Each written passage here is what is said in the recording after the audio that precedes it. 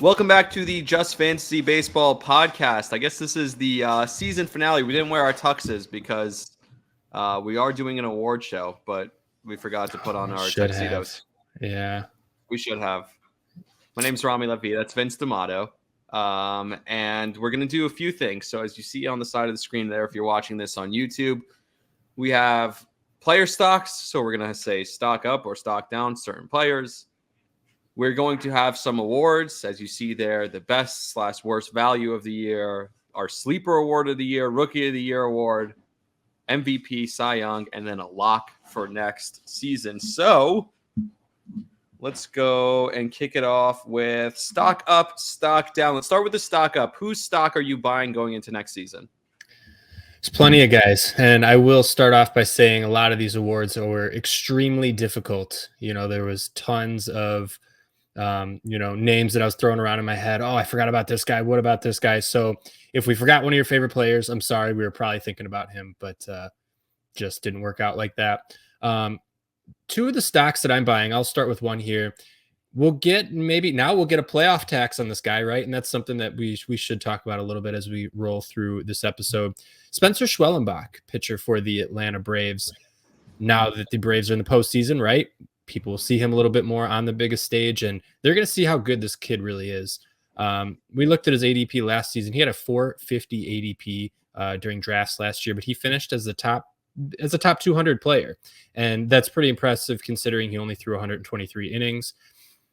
We'll see how high he goes. I don't know how high the stock is going to rise, but I absolutely think Schwellenbach makes a great SB2 target next season. If you end up with him as your SB2, I'll be, happy. But if he ends up as your SP3, you'll be ecstatic.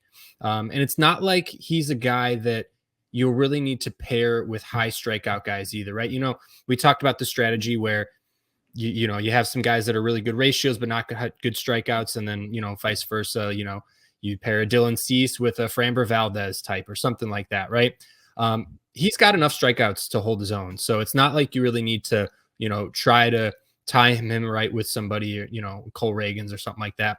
And the thing that I'm most excited about is, like I said, he threw 123 innings this year, maybe 20 more in the playoffs, depending on how far they go. He should be able to push 170, maybe 180 next year. So we'll see. He's 24 years old. So it's not like he's, got the young arm. I think his arm should be ready for that kind of workload. Great organization in the Atlanta Braves. And I think I can say I'm comfortably spending a top 100 pick on him next year, maybe 75, depending on maybe I'll give him a little bit of playoff tax, right? If he looks phenomenal, I think this kid is ready. I think he's the real deal. Schwellenbach, I am buying that stock, and his stock is soaring right now.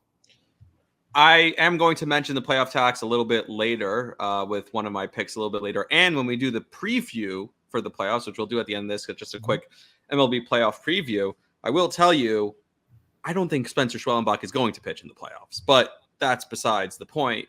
We'll get there. Sure. Eventually. Mine is a guy you just mentioned who I think his stock was pretty high coming into the year, but I think he elevated it even beyond that with how he performed specifically over the last couple of weeks and the last month. And he, I think, will have a playoff tax, and people are going to look at him and be like, whoa, this guy's ace material. That is Cole Reagans. I think he's going to be drafted as an ace next year. I think when you look at him, people are going to see, oh, wow, this is a number one pitcher.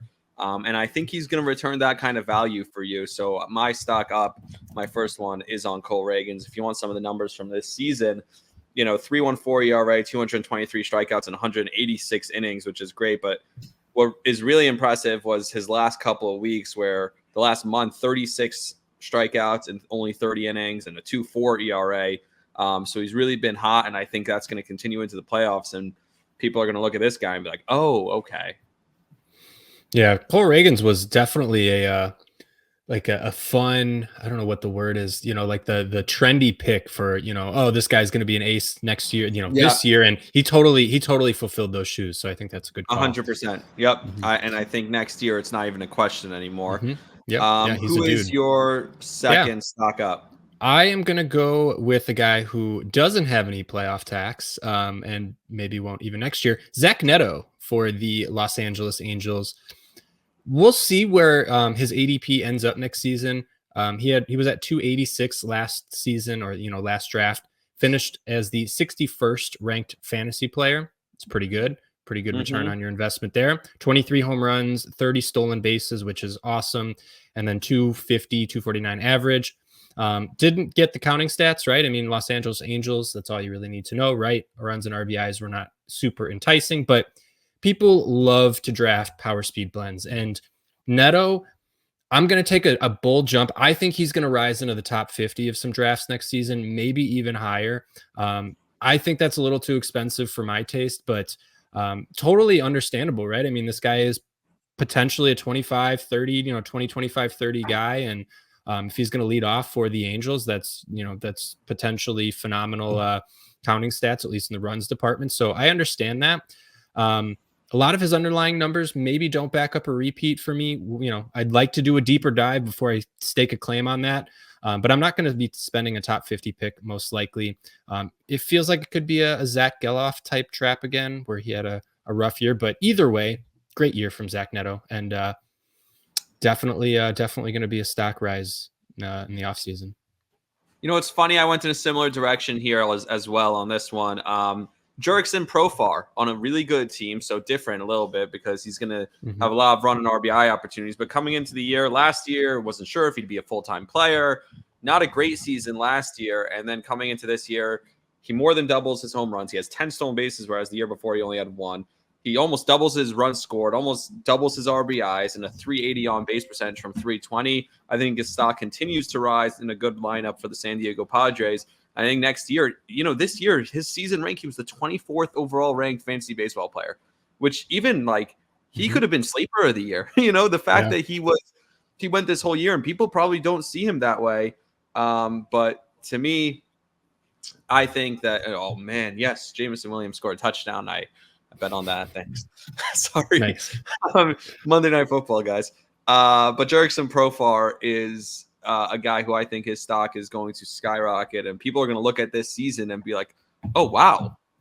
And he's going to be one of those, we talked about it before, like the hype guy going into the year. He's going to be one of those guys going into next year. Yeah. I think that's a good pick. And I will mention too, I mean, there's a lot of guys who, you mentioned could have been so many sleepers, so many that cross, could have been in this category, could have been in that category. So just keep that in mind too.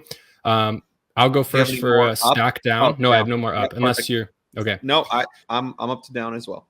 Okay, up to down. So now we're going to go stock down. And my first stock down is a guy that I was all over in the offseason, and it totally bit me in the ass because he got hurt and did not play well. Christian Encarnacion Strand, or CES, for the Cincinnati Reds. We were all over Cincinnati before the season started, but I thought you were going somewhere else with that. No. His ADP last offseason was 137. I imagine he's probably going to go outside the top 200.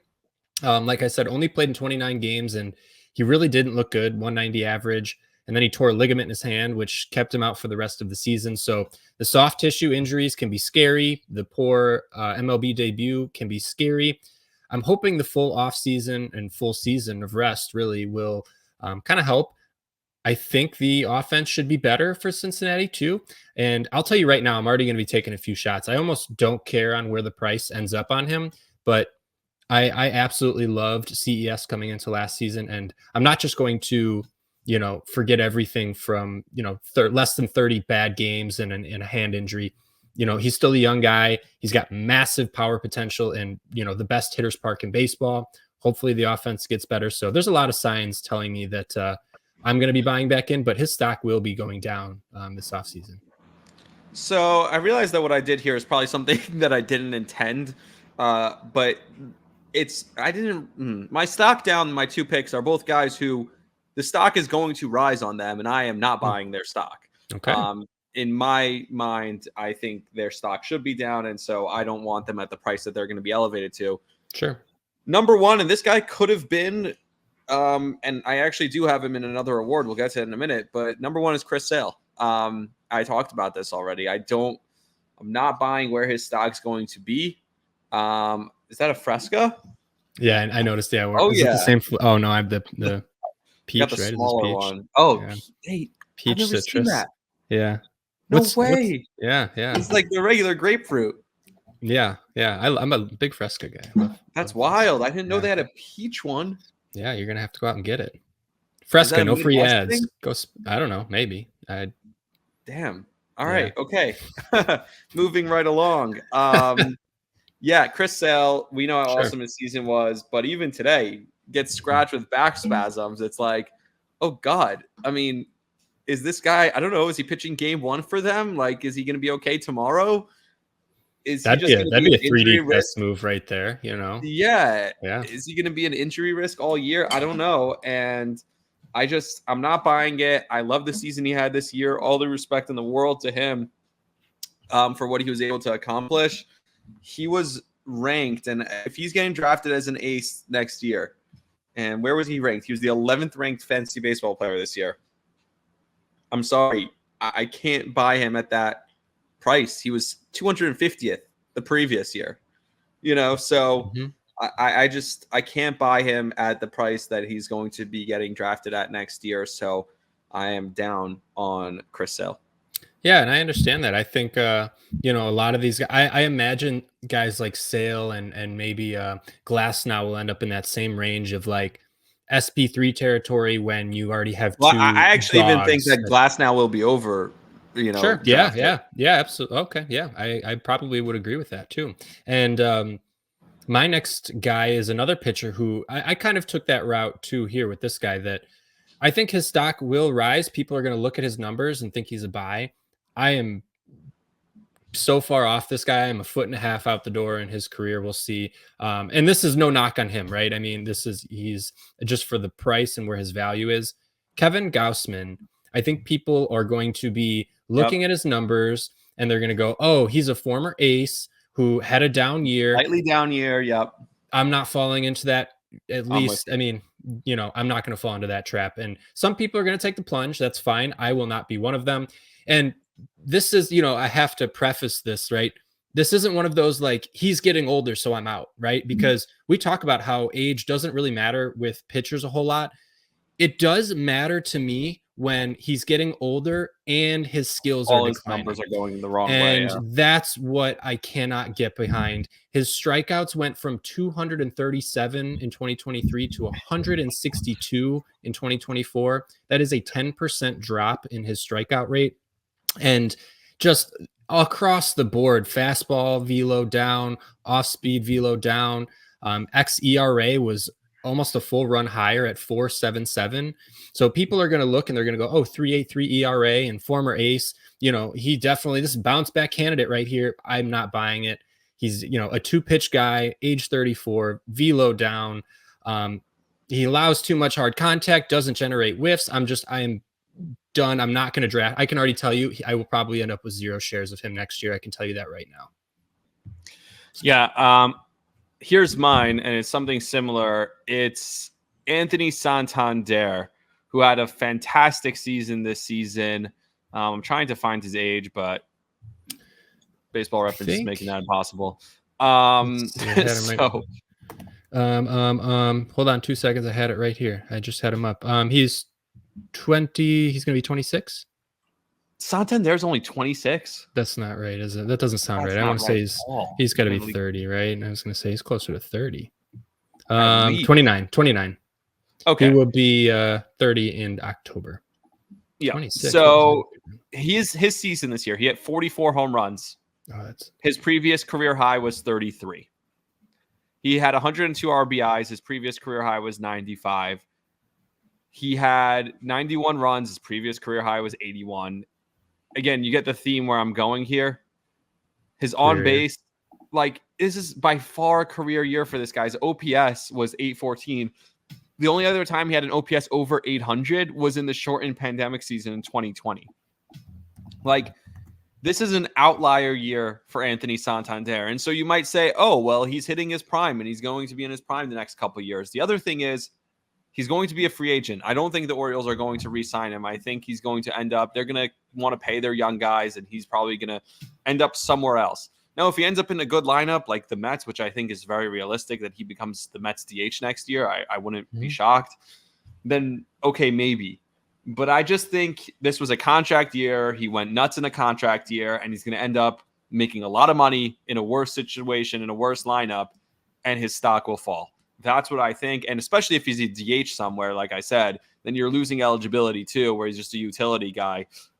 He was the 28th ranked fantasy player this year. Again, how many times have we seen guys go nuts before a contract season and then kind of get paid and fall off? So I'm, as much as he had a great year, and I think Anthony Santander is a great player, I think this season was out of character for how great it was. Like last year, he had 28 home runs. This year, he had 44. I don't think that's a normal jump. I don't think that's a jump that he's going to keep up. It's kind of like what I talked about with Matt Olson coming into the year. Like Matt Olson's a great player, but he was being overdrafted because he had 50-something home runs the previous year, right? He wasn't going to do that again this year, and I was right.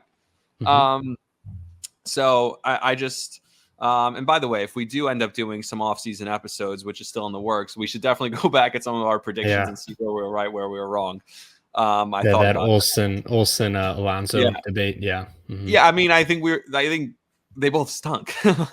Numbers wise, Alonso was fine. I think Olson, his numbers went way down from where they were the previous year. Their numbers were kind of similar. Anyway, the point, which was my point, by the way. So I'll take that as a win. Sure. Even though I thought Alonso sucked, but yeah, Anthony Santander is that's my second stock down, right? So that brings us to the best and worst value award. You want to go first for this one?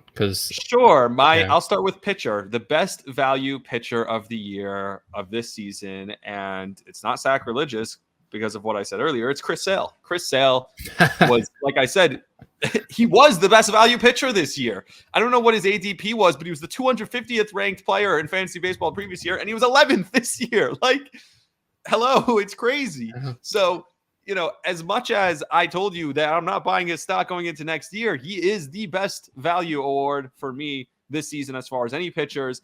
There were some good ones here, too, with pitchers who gave you a lot more value than maybe you expected coming into the year. Chris Sale is number one, numero uno by far. I think that's a good call out. I went a little different direction. I went with a guy who had an ADP of 304 this draft season. It looks like Sales was about 130. So this guy was way deeper, but it was for a different reason. He ended up as the 29th best fantasy player, and that is Mr. Paul Skeens for the Pittsburgh Pirates. I looked at him for this award also. I thought it was a cop-out, but yeah, and that's Rookie of the Year. Sure. Well, I had a different one, but I thought of that. I don't know. There, again, so many different cross categories that these guys could go for in. Sure. Another one that I did write down, just in case you had Paul Skeens, was Shota Imanaga, another guy who finished. He was top. He was 26th best. Another player. guy who I've written down as one of my Rookie of the Year candidates. Sure. Yeah, I guess I forget that he's a rookie, even though he's 30, right? Skeens is like in the conversation. I mean, him, Tariq Skubal, he's the easy, I think, SP1 or, one of those guys, easy SP1 off the board next year and possibly for years to come. Just be careful because it feels like that thing that we don't talk about because it's taboo, right? With pitchers and their arms. We're not going to say anything, but just be careful because I imagine it's going to get there at some point. And, that's just part of the game. That's so just be careful. But either way, it looks like every time we're on the morning show, anytime he did it this year, all year with Christian Scott when he came up and was great for the Mets early on. He's like, when's it going to be the elbow surgery? And then it happened. So he's like, I told you guys. It's like, yes, you always will be right with these pitchers when you predict that they're going to have elbow surgery at some point. It's kind of like a cop out, but my God. Anyway, so worst. Let's go. You want to go to? So that's the best value pitcher. Do you want to do worst value pitcher first, or do you want to do? We'll do worst value pitcher. Yeah. All right, worst value pitcher, and I'm gonna go with the guy you mentioned earlier, Kevin Gausman. I think for where he was drafted this year, and there were so many guys I could have gone with here because half my rotation was like this. Whether it was Luis Castillo, I thought was a bad value guy. He's drafted as an ace, did not give you ace value. Was good, really good, and that's why I didn't want to use him here because Castillo actually had a good year. Whereas Gausman, I think, didn't have a good year. You know what I mean? So I didn't want to use – their numbers are similar, though. I think Castillo had more strikeouts. But Gausman wasn't giving you anything because he didn't have the strikeouts. The wins were decent. They weren't high enough. The whip wasn't great, and the ERA wasn't good. So what was he really giving you? Think about it. 2 years ago, he had 237 strikeouts in 185 innings. This year in 181 innings, the innings only 4 innings off. In that, he had 162 strikeouts. Like, how does that take such a massive drop? A 70 strikeout drop is just crazy. When you're talking about 4 inning difference. So he wasn't missing many bats. His peripheral numbers, I think, were actually worse than his actual numbers. I know we went through it at some point during the season where all of his numbers were down. But Kevin Gausman, I think, for where he was getting drafted this year, he was the 182nd ranked fantasy baseball player on the season. He is my worst value as far as pitchers. And I do think I thought about this too when I was coming up with my worst values. There's a lot of guys who could be, quote unquote, worse values because of injuries or something like that. But I think it's almost a worse value when they're not injured and you almost have to hold on to them and put them in your lineup day after day because you're like, well, they got to bounce back at some point, and they just don't. So that is kind of the road I took. Well, this guy did have some injuries and some, he was sent down, whatever. But either way, it was a horrible value. He was going in top 76. He was ADP of 76. That's Bobby Miller for the Los Angeles Dodgers. He is my worst value pitcher for 2024. Finished outside of, are you ready for this? Out of the top ranked fantasy baseball players this year, he was outside the top 1,400. He finished behind guys who never saw the major league field. You would have been better off drafting this guy and leaving him out of your lineup, dropping him immediately. You're better off having an empty spot on your roster. It reminds me of like last year's Alek Manoah with just how bad everything went.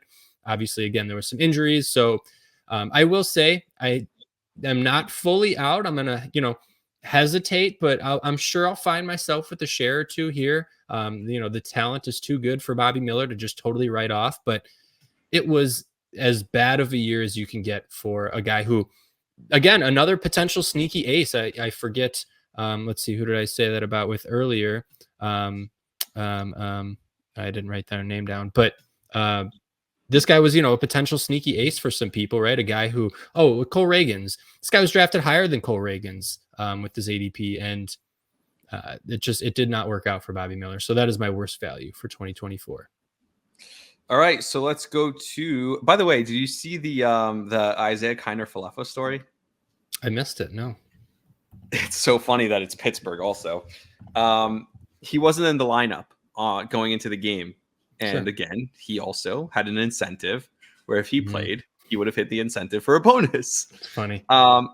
And so the manager got to the ballpark in the morning and put him into the lineup because he found out about this incentive. So originally he was held out of the lineup and then he added him. And IKF said, no, if you weren't planning on playing me, I want to be, I don't think it would be, I can't think of the word. He wanted the integrity of the incentive. You know what I mean? He was like, I wasn't going to play, so I don't deserve the incentive. It's kind of like the opposite thing. Like I would have been like, you know what? I'll take that money and I'll give half of it to charity and half of it to the fucker you cut. Yeah, sure, right. Or give some to the manager who threw you in there. Yeah, yeah. But just to take money from the freaking owner who's an asshole, I would have done it. But whatever. IKF, Mr. Integrity. Integrity. Anyway, all right. Best value hitter. You ready? Best value. Yeah, that's where we're up to. Best value hitter. I mean, if you have someone else, you're wrong. There's only one answer here, so we might have the same guy. You ready? I doubt we have the same guy. Really? Yeah, because I don't know. There's again so many guys that my guy's preseason rank was 248. His season rank was 15. This is according to Yahoo. Okay. Mine is it? Well, is yours Jarren Duran? Mine is Brent Rooker. Oh, Brent Rooker. That's a good one. Yeah. Okay. Yeah, I mean Jarren Duran's a good one too. But go ahead. Finish. Do you have a little thing on Rooker? Because that's a good. He's a guy I looked at too. He absolutely is. Dude, almost. I mean, he had 39 home runs, almost 40 homers, right? 112 RBIs, 82 runs scored, 365 on base. He's going to be drafted as one of the top outfielders next year. He did throw in 11 stolen bases. This guy is going to be conceived to be you think the A's are going to get better? I don't know if you're going to hit more home runs in a minor league ballpark or how that's going to work in Sacramento, but you think he's going to hit 40 bombs and drive another 115 runs next year. And the idea that coming into the year, he was outside of the top 200. Is that what I just said? Yeah, he was. Oh, I have his ADP on Almost NFBC 250. was I see 290, 288 Yeah. is what I see. And that was where he was getting drafted. And he's going to be a 40 home run guy, 100 something RBIs, and still like a solid on base percentage, like close enough to where, you know, you can look at him as a top value pick for next year. So I have Brent Rooker as my top value for I think that's hitters. a great one. That's a great one. And I mean, my guy, his ADP was outside. So Brent Rookers was outside, about 290. My guy was Yep. about 380. So, Okay. 100 picks further and ended up as the 31st best fantasy player, smushed right in between Bryce Harper and Corbin Burns. That's Jackson Merrill of the San Diego Padres. So, again, tons of Could have gotten names rookie of the year too. Right. And that's who I was going to throw in for rookie of the year, but you threw that one in kind of late. So I was like, well, we'll see. I already put him in. I know it's okay. I was like, I already put him in as my best value and I love him there. Jackson Merrill turned out to be so far, or has shown to be the best rookie out of all of these guys that came up this year. There's a ton of names that, Jackson Churio, Wyatt Langford, Jackson Holiday. By far, by a mile and a half, Jackson Merrill had the best season. 24 home runs, 16 steals, a 292 average, ended up with 90 RBIs as well. And the fact that he's got multiple position eligibility, shortstop and outfield, this guy is phenomenal. He's going to have a long career and it's going to be a good career. I think San Diego is obviously, they're in the playoffs. They're a very good team. I absolutely think Jackson Merrill is deserving of this award too. And I didn't want to pigeonhole him into just rookie, because I still think, rookie or not, this was one of the best values that you could have hit on all year. So, and typically that can happen, right? You take a chance on a rookie and it pays off. But Jackson Merrill had a phenomenal season. So hats off to him. Yes, he did. And like you said, rookie, and his value is probably only going to go up next year. You talk about stock up. A lot of these, like you said, these categories kind of overlap. But we have the worst value. So there's two hitters that we thought had terrible value this year. Who is your worst value hitter?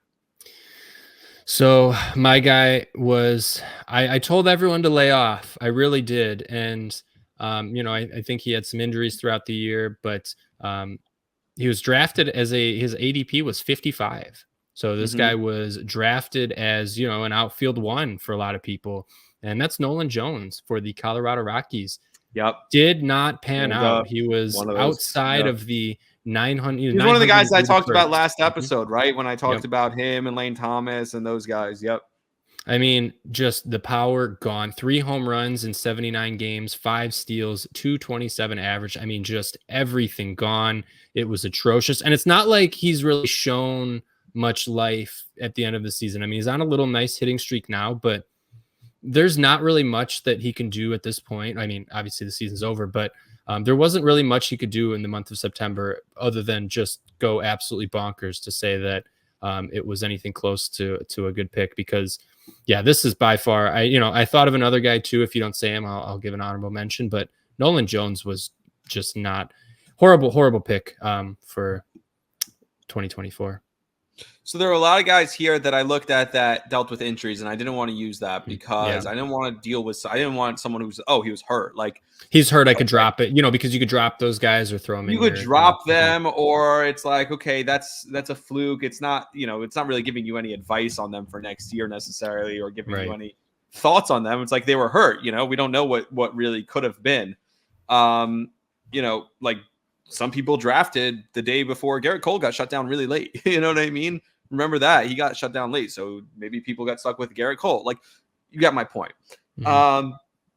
So I'm going to go with a guy who had a postseason boost, but also had a really good season last year. But we talked about the postseason boost, was definitely one of those guys who had that, and maybe unfairly, and that is Adolis Garcia. His season just wasn't good, and I know the Rangers whatever it is, postseason hangover. But this isn't a guy who he had 588 at bats. Like he had the at bats. You know what I mean? On base 284. Ugh. Only 25 homers after 39 last year. Only 68 runs scored. Only 85. He was over 100 both of them last year. And everyone thought after the postseason he put up, this was going to be, oh, this guy has arrived. He's going to be incredible this year. Stolen bases were the only category he was actually up, but everything else took a major step back for Adolis Garcia. And again, it's one of those situations where like you weren't going to take him out because you're assuming he's going to come around. I mean, at some point, this guy's got to show up. And he had, the last 2 weeks of the season, he made a nice push, like really, really late in the season. But other than that, was just a major disappointment all year long. Yeah, that's a good call out. And the injury thing is interesting. I just looked at kind of the games played and tried to decipher whether or not injury happened. But at least for some of these guys, Adolis Garcia isn't. You mentioned the playoff tax.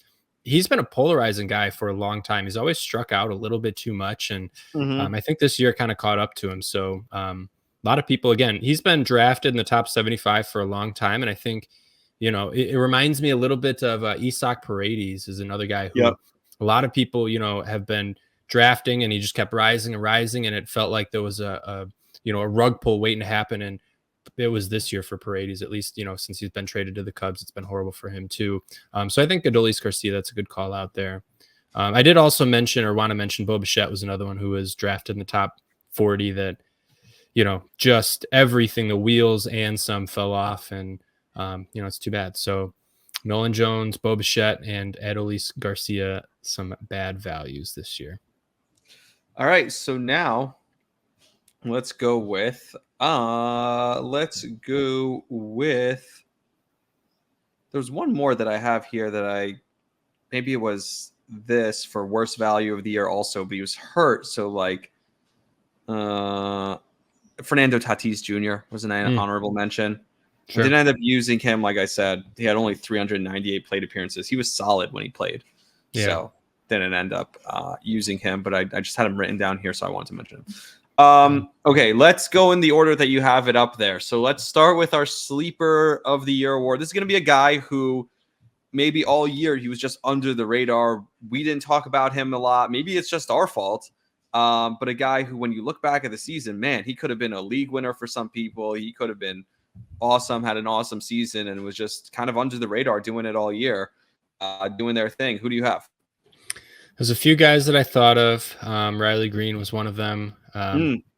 Couple guys that are similar to that, but you're gonna hate it because I picked Anthony Santander as my Sleeper of the Year. It's a good pick. Yeah, I mean, again, I talked about him at least once. I know in the middle of the season, because I was like, look, this guy, we know what he is. He's a power hitter, and he's almost like Kyle Schwarber in that sense, right? Low average, high power.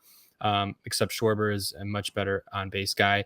But Santander still finished top 25 in fantasy baseball rankings. So he's not one of the sexiest names in the organization for Baltimore. And I don't expect him to hit 44 again. I absolutely agree with you. I think 44 is a career year, but certainly has big boy power. And this, 30 to 35 again is not out of the question.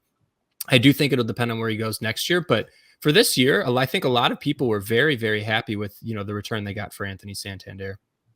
It's almost like you have a look into my notes, because my guy is in one of the best lineups in baseball, leading off. So he scored 110 runs, hit 38 bombs, and he was the 8th ranked fantasy baseball player this year. We talked about him this year only because we said he's not a great head-to-head guy, but a great roto guy. That is Kyle Schwarber. Mm-hmm. I mean, at any point this season, you could look at it, and this goes to last year as well, where I had him on my team, and you're like, he was the number 10 ranked fantasy baseball player last year. So, the fact that this guy year after year is putting up these numbers, and we're just kind of like, I don't know, like I said, maybe because we're playing head to head, I do think Roto is better for fantasy baseball as opposed to fantasy football. Sure. But yeah, I love what Kyle Schwarber has been doing for the last few years, and specifically this year. And I feel like we didn't talk, maybe this is on us, we didn't talk about him enough. But Kyle Schwarber, I feel like we talked about Kyle Schwarber less than we talked about Anthony Santander. So Kyle Schwarber, my Sleeper of the Year award. Yeah, I think it's a good one. And, I don't know why they get overlooked considering they're massive power guys. And Mashers on great yeah, teams, East right. Coast. Yeah. I don't know. Mhm. All It right. must be just the low batting average, just the Yeah, feels like it's a probably. crater somewhere. But yeah, go ahead. Let's move on here. All right, let's get to the rookie of the year. I have two potential ones. So I told you already one of them, Shota Minaga. That's Mhm. my. We'll give him an honorable mention. Who's your rookie of the year, and then I'll give you mine. So this is why too I didn't move Jackson Merrill out, is because I wanted to put Jackson Churio in. He may not have returned the best value. I think Merrill definitely returned a better value compared to Churio. Churio was definitely drafted higher, right around that pick 100 mark. By the But way, Churio, Mhm. my stock up, one of my stock up guys for Yeah, sure going into next year. yeah, this guy. I mean, and I don't say this lightly. Churio is a guy who could be a potential, perennial first round pick. I don't say that lightly at all. This guy played in 148 games this year, and he really struggled out of the gate. But finishing the season 2020 at 21 home runs and 22 steals with a 275 average. And just as the season went on, he just kept getting better and better and better. I mean, he is, for how young he is 20 years old. He doesn't turn 21 until March of next year. This guy, once he starts to fill out and grow into his own and get comfortable in the majors, this guy's going to be a monster for years and years to come. And so he absolutely, I think, is deserving of rookie of the year here, especially since, Skeens and Imanaga and Jackson Merrill already mentioned. Jackson Churio had a great year. He's absolutely looking to keep it up. And we got a lot of young talent that's looking up for us. So who do you got? Yeah, a lot of young guys across the league, and one of them is Luis Heel. 15 wins as if you're in a wins league, 171 strikeouts, 151 innings, a 3.5 ERA. I know the walks were a little high. He got hurt towards the end of the year, but think about where this guy was all year long for a guy who didn't play last year. I don't even know what his ADP was, but his rookie season for him to deliver almost ace-like numbers for the majority of the year. Maybe, if you're in the playoffs at the end, kind of frustrating at the end. But all year long, Luis Heel, and call me a homer, I don't know, he might win actual AL Rookie of the Year. I think it's between him probably and Austin Wells. Those two guys were awesome on the Yankees this year, and I think either one of them could be the actual Rookie of the Year. Yeah. Wasn't oh no, I'm thinking of Ben Rice. I was like, didn't Austin Wells get sent down? No, Ben Rice. Ben Rice got sent down, correct? But he came back up okay. because Rizzo got hurt now. Oh, okay. I missed that. Which sucks. Whatever. That's a whole other thing for the Yankees. I think that's a huge loss. They said he might not play until maybe he'll be able to play for the ALCS or the end of the division series. It's going to be a pain tolerance thing, though. Like, he's not going to be healthy. He broke a couple fingers, fractured a couple fingers. Oh, well, that's painful. It is painful. Painful for me as a Yankee fan. What do we got here? What are we going on next? Let's go with. You want to go with MVP first, or you want to do the Cy Young first? Well, I mean, come on, really? Do we not know who the MVP is? Is the MVP who we think it is here? I mean, I don't think it's who you think it is. I mean, I think he's a MVP, but I think there's two. I think we saw the greatest season from a right-handed hitter in Major League Baseball history. Wow. Okay. And I think it's Aaron Judge. I think wow. Okay. His season this year, if you look at the numbers statistically, was better than his season that he hit 62 home runs in. The only thing was he didn't hit 62 home runs. Like, it's crazy. I don't think people realize how crazy of a season. And this is why he's the MVP, because his season was just stupid. I mean, 144 RBIs.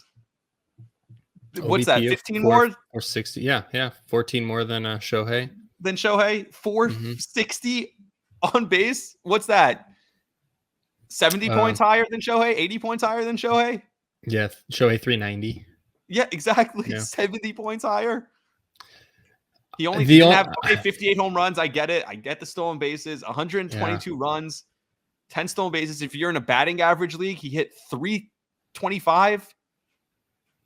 Like, 322. Yeah. What are we talking? Like, this is crazy. He closed the season out 0 for 5 with 5 Ks. I know, on So the last day of the year. I know.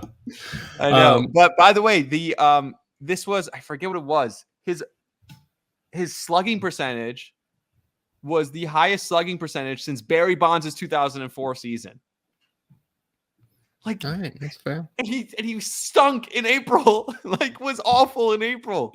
Yeah, that's true. If you could cut off April and just look at those, I think I'm starting to agree. I just can't overlook we're in a head-to-head league. We're in a head-to-head league. So like if you started the season 0-4, okay, you probably won the championship because you had Aaron Judge. You know what I mean? Like, I don't think I can overlook that. I mean, you're talking. I knew you'd go with Ohtani anyway. So I stolen bases. Sure play a little devil's It's not. I mean, like, there. I just think it needs to be mentioned. Like, yeah, I understand. I think people are so used to Aaron Judge. Like, there was a little bit of a trend on social media the last couple of weeks where it would be like all caps, a million exclamation marks. Shohei Ohtani hit his 52nd, and then it would be like Judge Swat's 60th of the year with like, a period at the end. You know what I mean? And all lowercase. Like cool season for Aaron Judge. Like, there's almost been like we've almost gotten used to it with Aaron Judge. Like and that's so pathetic that we've gotten like numb to Aaron Judge. We're watching the greatest hitter of our lifetime. It is kind of so I mentioned the 0 for 5 day. Like the greatest hitter since Barry Bonds, and we know Barry Bonds had a little bit of an aid. He had so the previous 5 games, right? He had a home run in 5 straight games.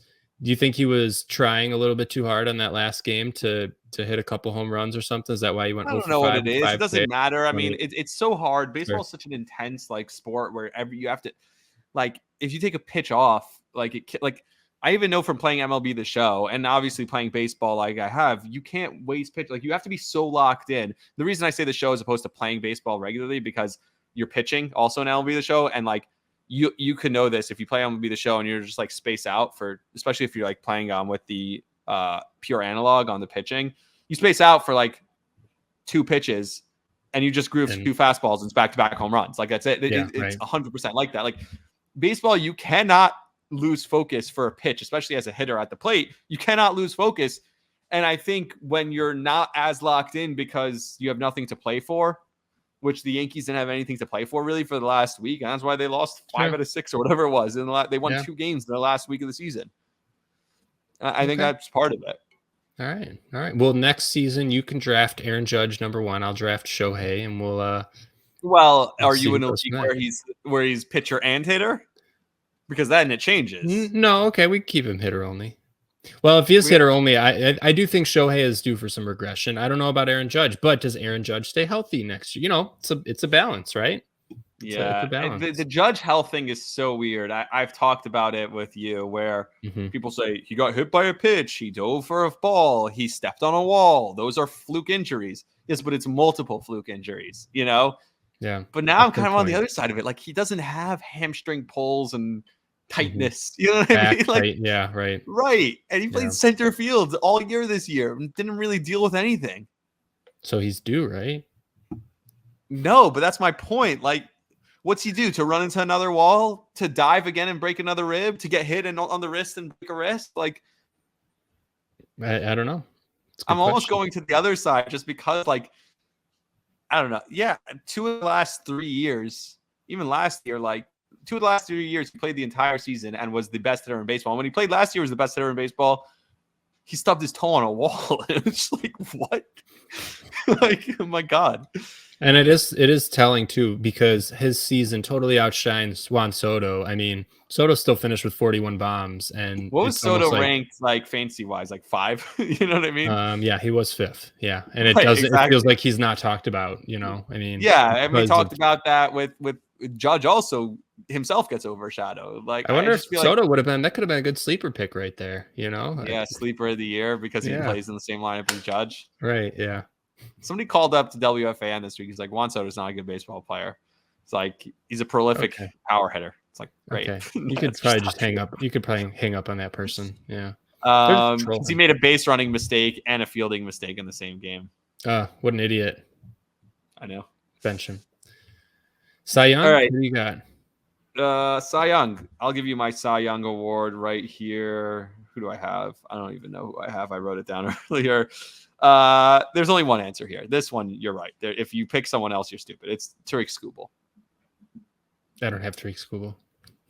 Okay, so do you want the numbers? Because like I feel like Skubal's kind of in the same range as Ohtani, where you don't even need to give the numbers. Like, yeah, no, that's fair. And you won the Triple Crown in the American League. Like, I can't deny it's Skubal. I just went to the National League side of it. Okay. So, Zach Wheeler. Yeah. Great pick. I figured.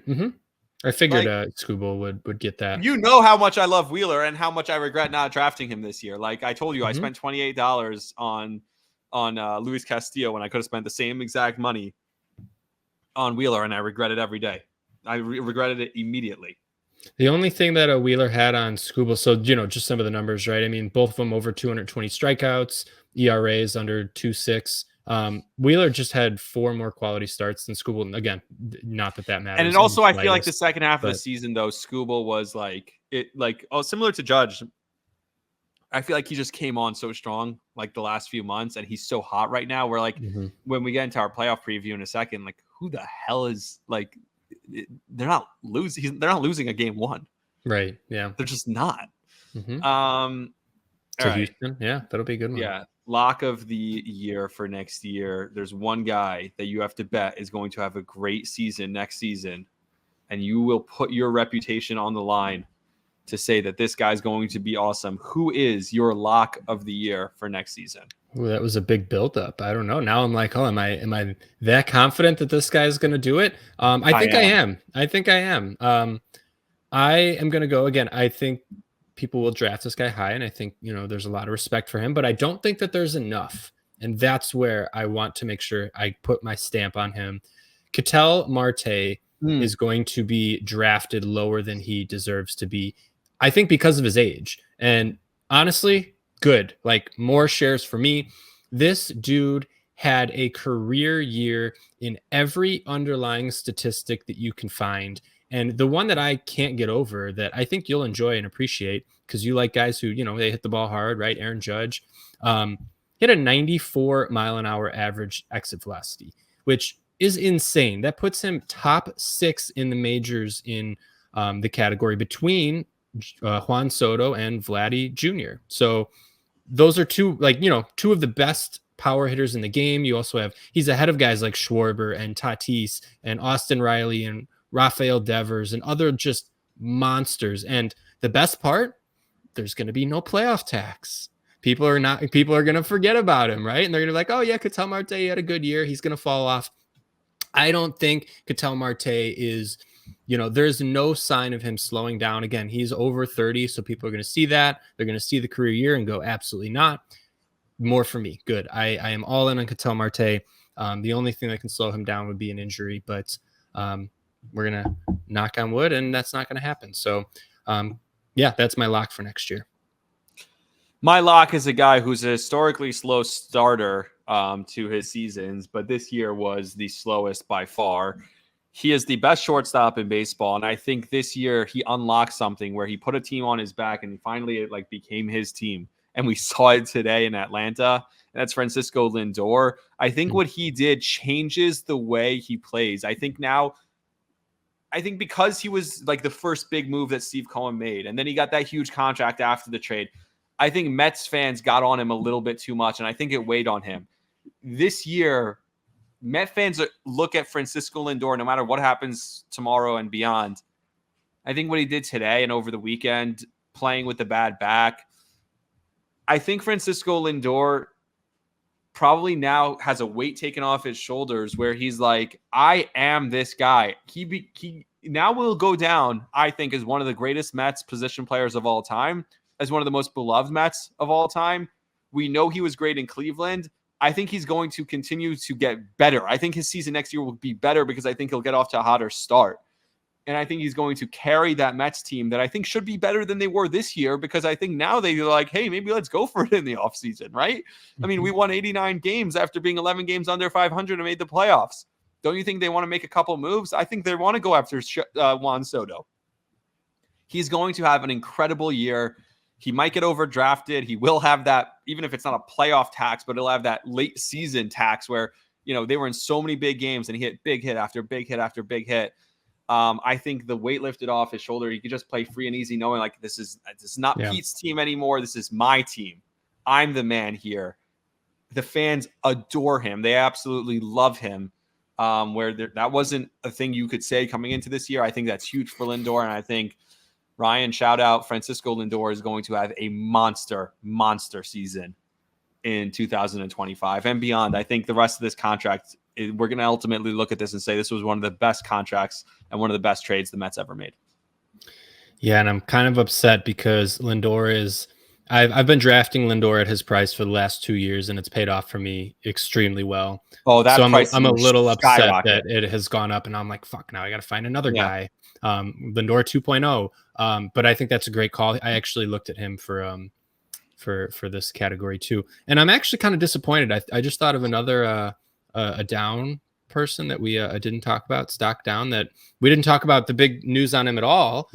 We should have mentioned CJ Abrams, the story that that story's awesome. I think he'll be back next year. I don't know if they're in like a playoff race. I don't think they say anything to him, but right.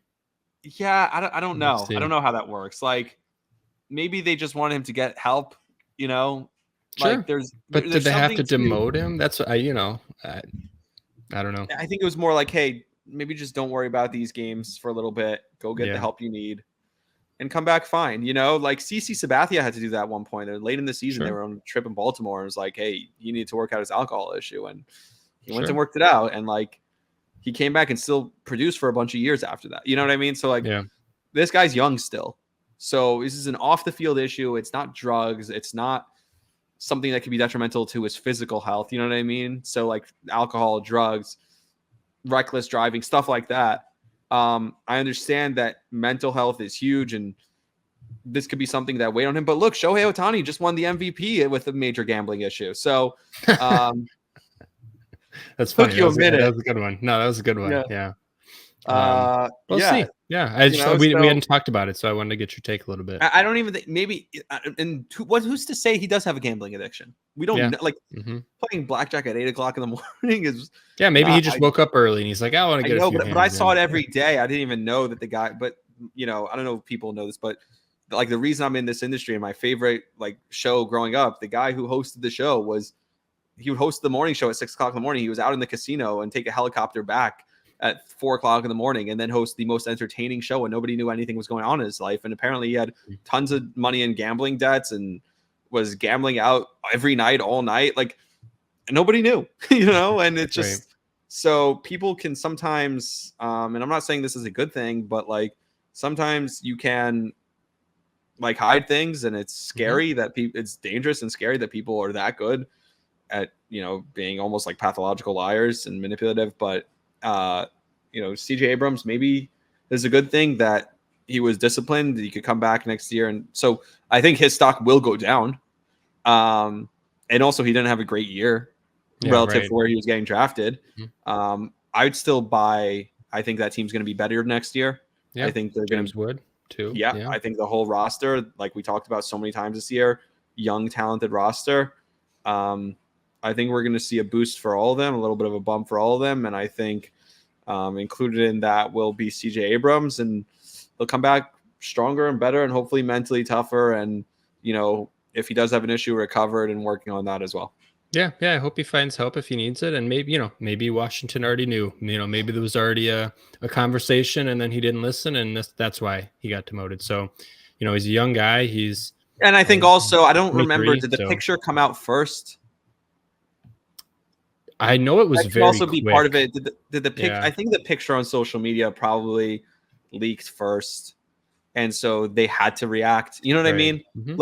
I don't want to think that they're incompetent. Like I'd like to think that they knew something was going on, and then once the picture was out, though, they realized they had to make a public, something. Yeah, sure. Understand. Just want to get your take. Should we do our postseason picks and wrap it up? Yeah, let's do it. So the wild card starts Tuesday, probably as you're listening to this. The Mets are going to be in Milwaukee. Atlanta's going to be in San Diego. Detroit and Houston and Kansas City and Baltimore. The byes go to the Dodgers, the Yankees, the Phillies, and the Guardians. So I guess I don't know if you want to pick the full bracket. I was going to give you a Final Four and a World Series, but we could pick the full bracket too. Yeah, whatever. What you tell me. You say, hey Vince, pick this one, and I'll. All right, Vince. Who do you have winning the Houston and Detroit series? As much as I think Detroit's going to win Game 1, and I just can't count out Houston. It's going to be Houston. Sorry. Again, the wild card series, best of 3. Mm-hmm. So you think Houston's going to win 2 in a row after Detroit wins Game 1? I will not bet against Houston, and this might just be a spoiler. Sorry, Cleveland. I'm still going to take Houston in the second round. Yeah, it's just it's one of those. It's just perfect. It's like Tom Brady. You don't bet against Tom Brady, right? And they are the Tom Brady right now. Cheaters or not, they have some magic sauce. So I'm with you on that, but we'll get to my pick in a second. So you have Houston going to the ALCS on that side of the bracket. On the other side of the bracket, Kansas City against Baltimore plays the winner plays the Yankees. So who do you have going to the CS on that side? Well, I definitely have Kansas City beating Baltimore. Baltimore has just been ice cold, unfortunately, and too much youth, I think, on that team. Bullpen. Yeah, the bullpen. I very exciting team. Don't get me wrong, but yeah, I think Kansas City is going to win that one. And also, you think about it, Lugo and Reagan's. Yeah, right. You can't beat that one. Sorry. Too. And then it comes, then it becomes tough because you throw Lugo Reagan's 1-2. Are they going to, I don't know how the schedule lines up. Maybe you know Tuesday, Wednesday, I think, and then they have to travel to New York for Saturday, the first game, something like that. So Tuesday, Wednesday, Thursday, Friday. I mean, you're not going to have your ace then for You'll game have 1 them against New York, for right? Game 3, probably Game 3, realistically. So back in Kansas City. I think that alone is going to give again. Soto and Judge, that alone I think will give the Yankees enough of a boost. The Yankees can beat anyone. They could also lose to anyone. Yeah, right. So yeah, the Yankees could. The only thing that can stop the Yankees is the Yankees themselves. So I've been saying that. So let's go over to the other side, National League. So you have the Yankees and the Astros rematching in the ALCS. I love that. You have the same. I hope that happens. I'll give you mine soon. Okay. Oh, we're going. Okay. You're doing this first. Sure. But I hope that happens. I hope that's what happens. On the other side, you have the Mets and the Braves. Winner plays the Phillies. Who do you think is winning in the Mets and Braves series? The Braves won what? The Mets and Brewers. Okay, I was confused. The Brewers won 5 out of 6 against the Mets this year. The Mets got them the last game on Saturday. I don't have the numbers because I was writing down a million numbers today before this show, but I know the track record of the Brewers, and it does pain me to say, look, the playoffs, yes, it's about who comes in hot, and the Brewers have been playing well all year, but I'm giving this one to the Mets. I think no matter who is playing the Brewers, I don't think it mattered whether it was the Mets, whether it was the Diamondbacks, whether it was whoever was playing the Brewers. I just cannot. The Brewers have to prove something, and I don't know if they have the pitching to do it. Their offense is good. I also was the one that doubted them in the preseason, so they proved me wrong. They went out and owned that division, so good for them. But I'm giving it to the Mets. Lindor, he's a man on a mission right now. All right. It looks like the Tigers are trying to throw this game because Dan Campbell's an idiot. All right. Anyway. The Tigers. The Lions, sorry. Oh, okay. Detroit. Yeah, I was team. like, okay. Over. So you have the Mets playing the Phillies. Who do you have getting to the NLCS from that? It's got to be the Phillies. I mean, the Mets are good, but yeah. It's Red October, baby. Phillies are, right. Yeah. They're, okay. Well, the Mets just took 3 or 4 to them from freaking, but yeah, it's the same thing. Was it the playoffs? No, like, sure. By the time you get to your best pitchers, although all the Mets pitchers have been awesome, if it's David Peterson starting Game 1 in Philly, like you still feel confident. You know what I mean? But yeah, on the other side of the bracket, it's Atlanta and San Diego. I do, unfortunately. I don't know. Unfortunately, I think San Diego is going to win this one. I agree. They've just been it feels like they're underrated, right? And it's too bad that they kind of, it's going to run through them and the Dodgers, I think, this side of the bracket, through the NL West. And they, I didn't realize until I've been watching, but I had always thought that the gap between them and the Dodgers was bigger until I looked the other day. No, the Dodgers just won the division like a couple days ago. Yeah, right. I didn't realize it was that close. Like, holy shit. So Yeah, San San Diego's been Diego, I awesome. think, They've is been the a little hottest. bit. Talk about hot teams. They've been hotter than the Yeah. Mets. Right. And so they're coming in, they're playing some of their best ball of the season. Like, I bet the Atlanta, Mets didn't want to win. Like, I bet they would have rather gone back to Milwaukee than have to go to San Diego. Like, the Yeah. second game, once the Mets won the first game, I bet they wanted to lose. Sure. I don't remember. I thought it was, I don't remember how it worked. If the Mets won game 2, the Mets would have gone to San Diego. Oh, right. I'm sorry, but I was thinking, okay, but then the Diamondbacks would have been in. Yes. Okay. Sorry. I was misunderstanding what you were saying. Yep. But yeah, I'm going to take San Diego and then into the NLCS. I mean, it feels like a coin toss. San Diego feels like they're due, but maybe they are. And I honestly, I'm rooting for San Diego. But if I'm a gambling guy, you have to take the Dodgers. You have to. They have the experience. They have, the arms, kind of, even though they're a little bit banged up pitching wise. You got to take the Dodgers. You got to bet on Shohei and Freddie and Mookie. You can't bet against them. So Dodgers, Phillies in the NLCS. Yep. So your final four is Dodgers, Phillies, Yankees, Astros. Kind of chalk. But who is your World Series matchup? Do you have a non-shock one? Because I'd like to hear it. We'll hear it. We'll get to me in a second. Okay.